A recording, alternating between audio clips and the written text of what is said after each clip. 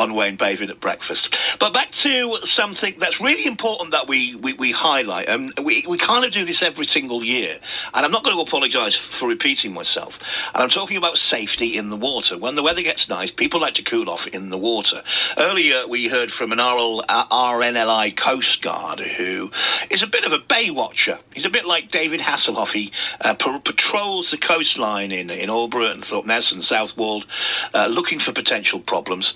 Let's now talk about rivers, because they can pose their own particular hazards, can't they?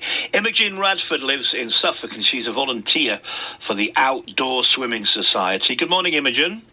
Good morning. I've not heard of this. What is the Outdoor Swimming Society? Well, its name kind of gives it away. We're about talking about outdoor swimming in the wild, everywhere, and just enjoying it and being...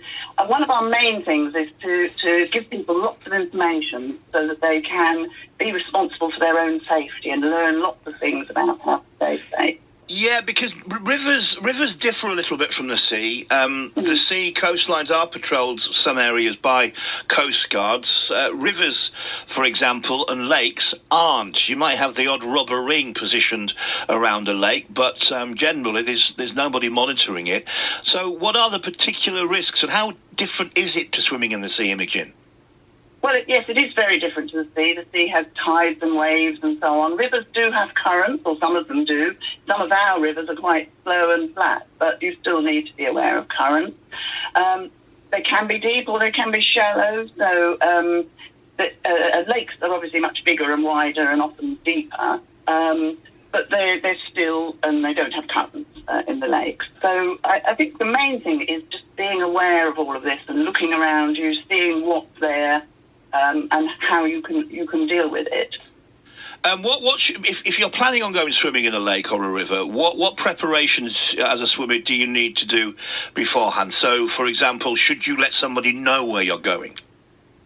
Well, yes, at this time of year, there's lots and lots of people about anyway, but that would be one thing. I think the main preparation is know where you're going and what it's like. If you haven't been before, if you can see talk to the locals, see what they do. And I think a good thing is just look for yourself, to learn how to look for yourself. A river, I think the main thing, one of the important things is if you're going to get into a river, know where you're going to get out. Make sure you can get out. If it's flowing, you need to know, you need to be able to swim, particularly if it's deep. Or if you've got children with you, be very careful to make sure either they can swim or keep hold of them in the shallow areas. A lot of our rivers are very shallow, so that's ideal for families. I think that's the main thing, really. Yeah.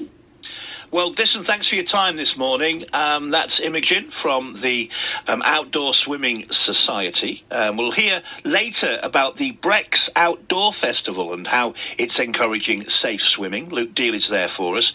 And a little later as well, we'll hear from Coast Watch, Felixstowe Coast Watch, as we continue to highlight the work people do to keep our waterways and our coastlines safe through these hot weather spells. It's 7:30.